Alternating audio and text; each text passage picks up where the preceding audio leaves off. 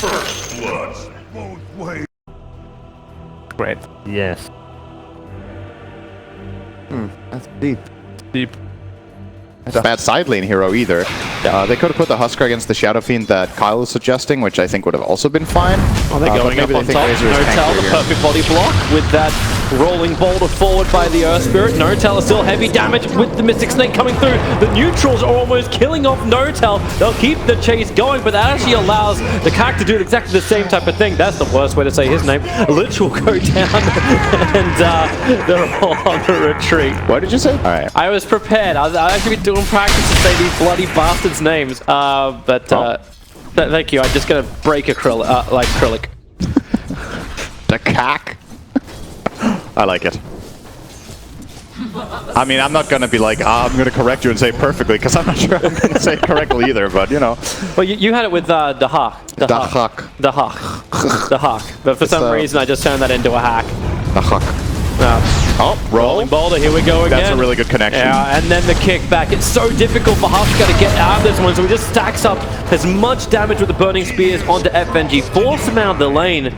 So even if he does die, the consumable consumption is going to be doomed, will be high.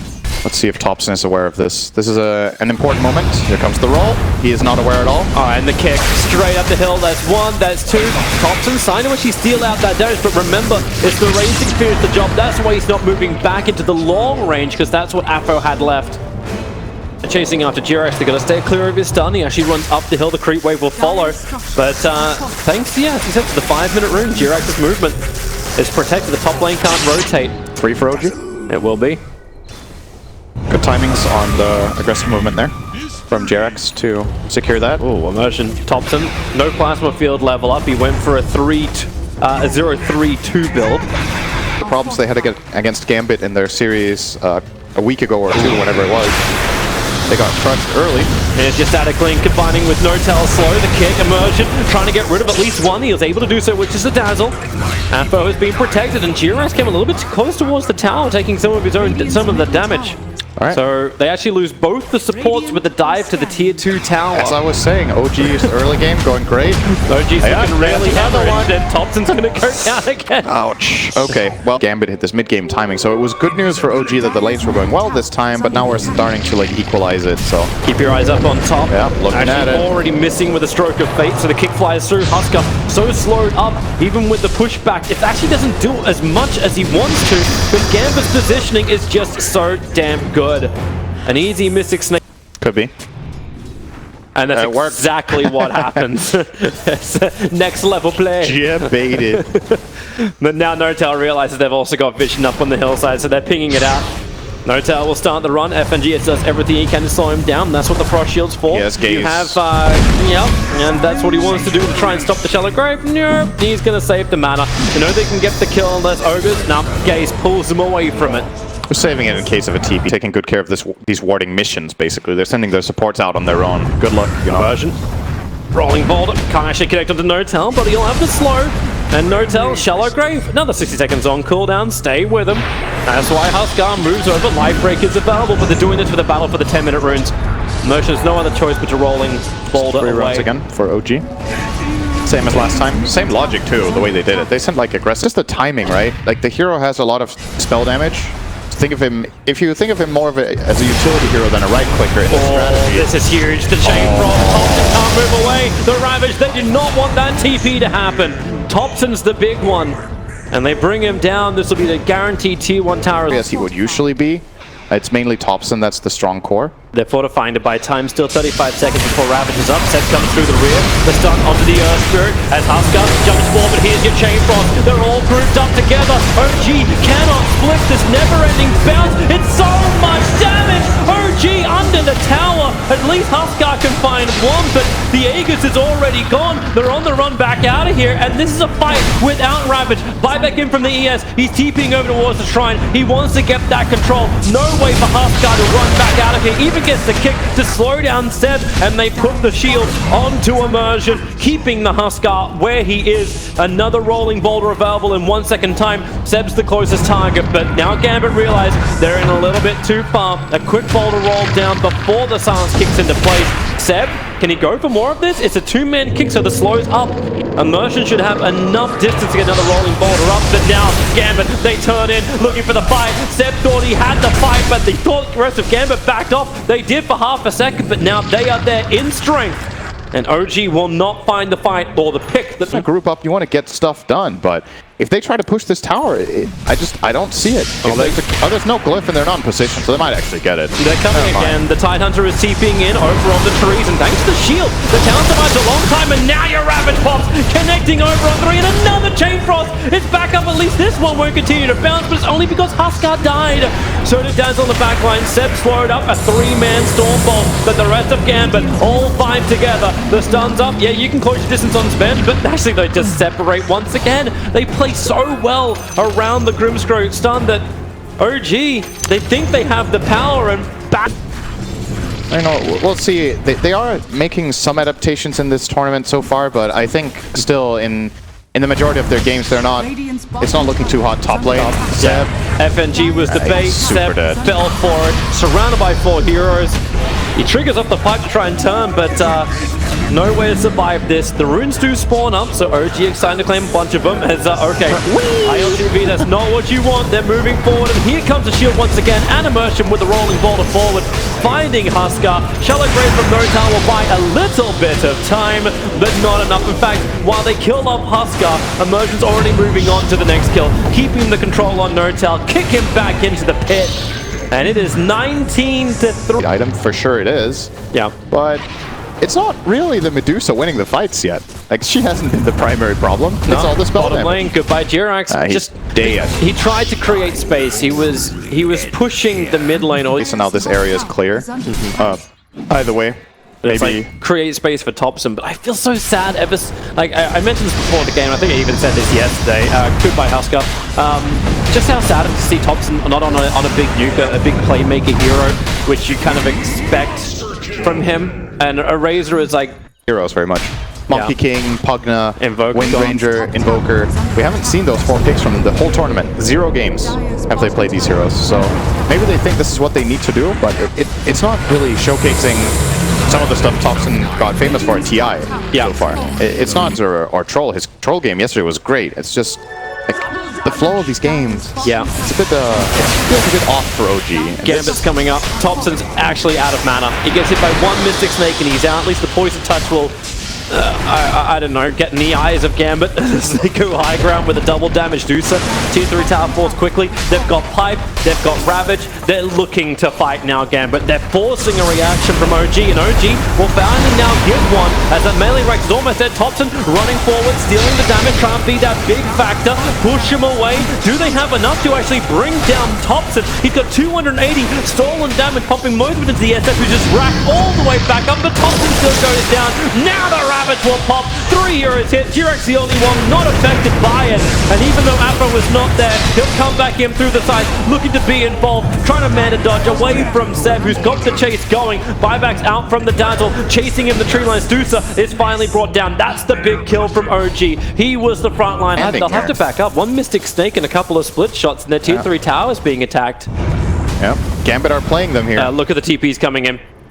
TP out very quickly. The stun from Seb needs to fly. Meanwhile, Ravage on top of Thompson. He got left behind. The BKB TP out. They know they don't have enough damage for him, so they turn their attention over towards the Huskar. Remember, the Dusa already was able to retreat, and this is the Aegis of the Immortal. Again, it's going to be blown without OG getting what they wanted, which was a kill. It was a tower. It was a Rax. It was something. Maybe it's ILTV getting himself out of here. Shallow Grave creates some space. Seb's coming back in. Careful that Stormbolt is going to hit on absolutely everyone. Requiem of Soul started to wind up, but they've already killed off the Huskar, so not required anymore. Thanks to the Magnetize, OG very uncertain to stay around, and once again, Jira still battling around during nighttime, so vision is difficult. Seb's burning up on the shrine. They blink forward. Now they get the information over on Jirax, bringing him down for 44 seconds without buyback. Look at Dusa. Not a live man, at least. Oh, Thompson has no TP. Wait, actually, yeah, they're TPing over the Fire Hunter. Looking for Thompson. Remember, he's still got a hell of a lot of stolen damage. 280 points of it, but now it's gone. Aphro's there, but Immersion, he's the bigger one. Rolling forward, finding Seth. They'll isolate Sven. They still wanted to get the kill over on Thompson if it was possible, but they'll take Seth 52 seconds without a Sven. But then Map control again, so Gambit again clearly in the driver's seat in this game. now they pushed out the bottom, they took the farm. Thompson, Immersion, shields up and right on top of the Razor. He's lost so much life so early on, but Gambit can't finish the job. Thompson's got a little bit more distance thanks to his BKB, just walk out. But maybe Thompson with the shallow break. Rabbit will pop, everyone's stunned up and they're stoned up. They are got nowhere to go. OG Seb is on the run out of here, but he cannot run from Gambit. 60 seconds without 2 cores. OG call it 30-4. It took almost 30 minutes for this game, but Gambit sealed the deal. Radiant. Don't you love it when you're right, Sin? Ah, in a panel. I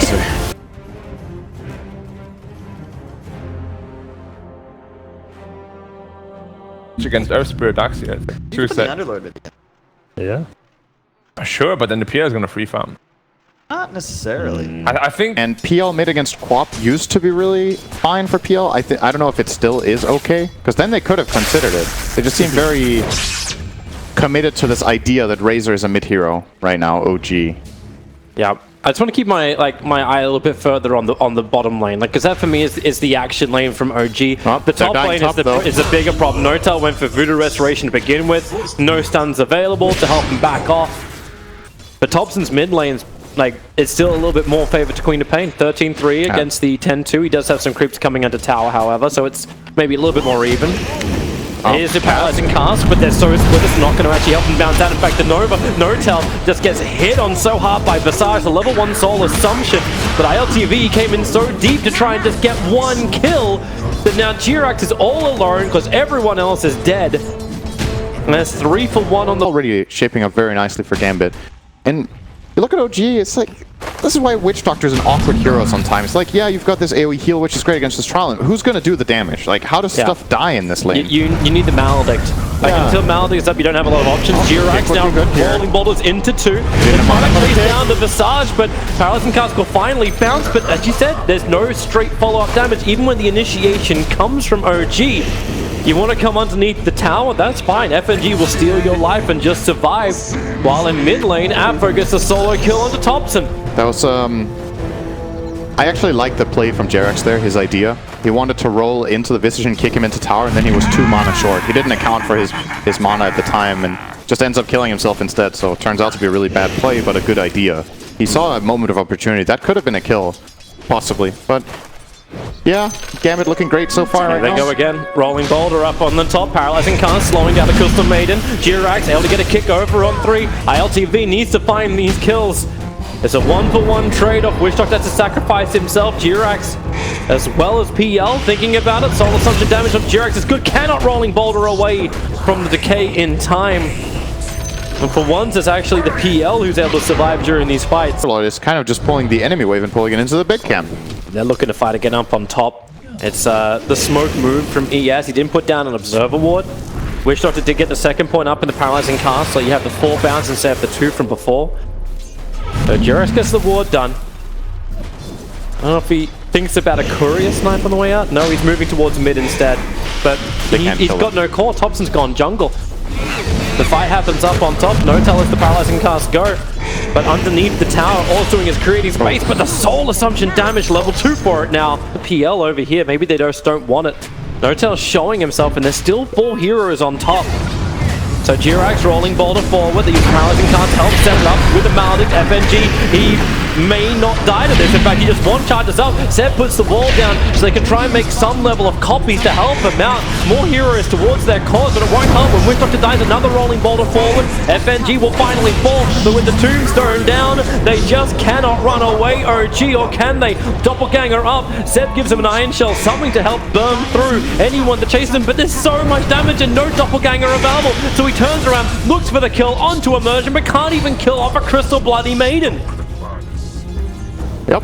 And in the meantime, Queen of Pain is pushing mid, because Razor can't contest her. She has to go back to base after jungling a little bit. There's nothing good happening for OG in this game right now. Just flat out nothing. They're not dealing tower damage. They're not getting kills. They're not threatening at Roche or anything. It's 9 minutes in. It's probably fair enough. They were meant to have some level of threat, like the fact that Crystal Maze... OG feel like they have to try to 5-man into Gambit when Gambit have the stronger 5-man. And in this case, like, well, if you don't fight, you just roll over and die. So you have to try, but they can't. They're not favored. They're just not favored. Notel's gonna die again.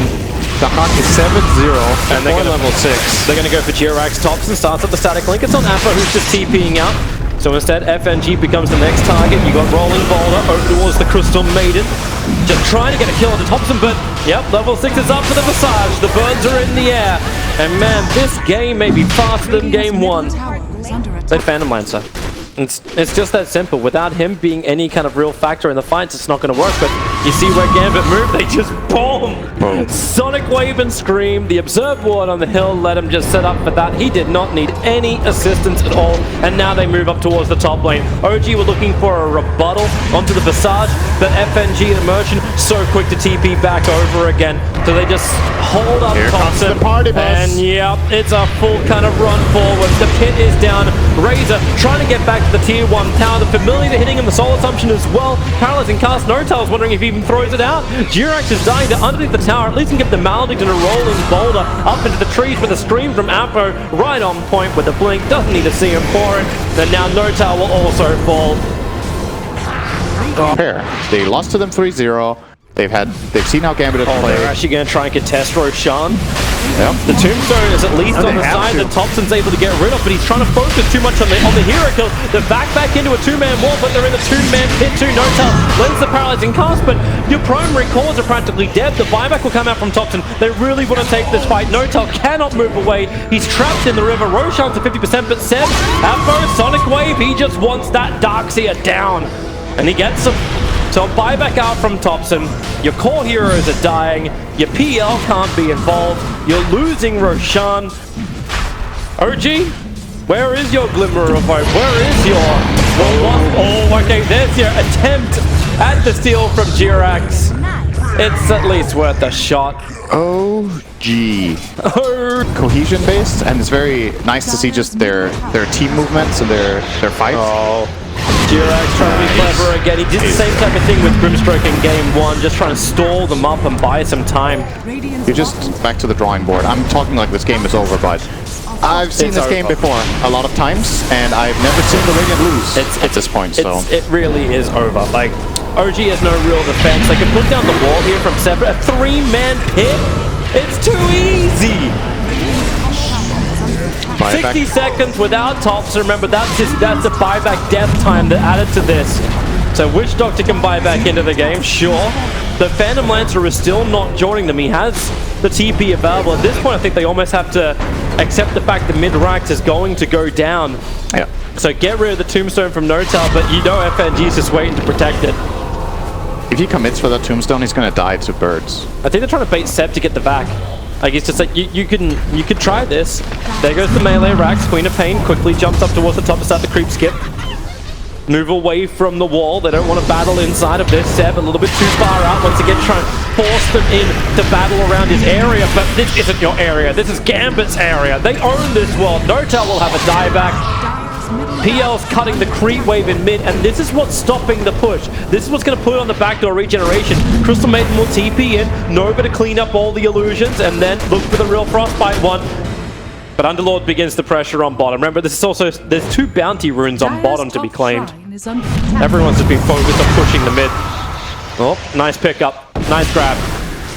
The early Yule Scepter over on Afro. Such a great disable to add to a Queen of Pain who has no stun.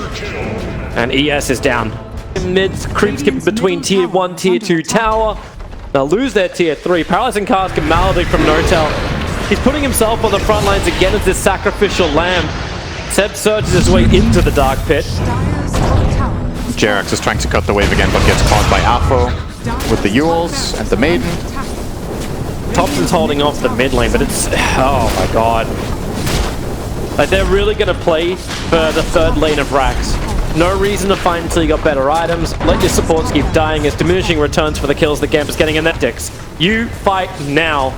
Even the Aghanim stepped her up for the Queen of Pain. Let's make that a nice 40-second cooldown for the ultimate. Blinks in, no tell. He at least get the Maledict off us again. Another 3-man pit. They'll scream Seb out of it. He does get a half-decent wall, but both PL and Wish Doctor are down. All that farming, and for what? For death, but GG. 33-3. Gambit take out OG at the end. Actually being 34 by the end of it. Not even 20 minutes on the board. The early game couldn't have gone worse for OG, and life couldn't be better.